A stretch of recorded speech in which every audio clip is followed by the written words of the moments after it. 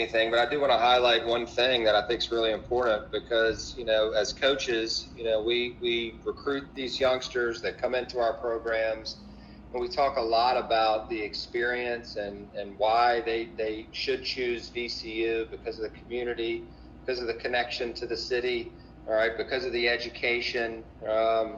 And there's not all of our players are going to go play in the WNBA or go play in the NBA or even professionally overseas. And some will, all right? We hope all of them do. But the reality is our job as coaches is to help develop them while they're under our watch and help them mature. And it used to be, early on in my career, really just like 2 years ago, players weren't allowed to have that interaction with boosters like they are now. And it sets them up for the real world and for future employers potentially down the line. You never know where it could go.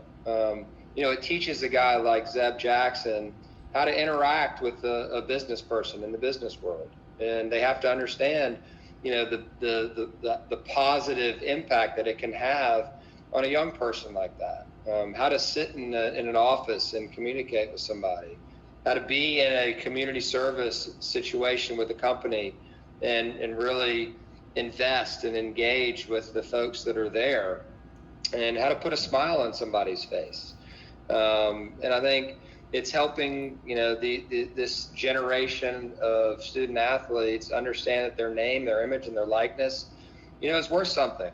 And, it didn't used to be like that. And so I think from that perspective, if I'm somebody in the community here in Richmond, VCU, and the city of Richmond have been connected for a long, long time.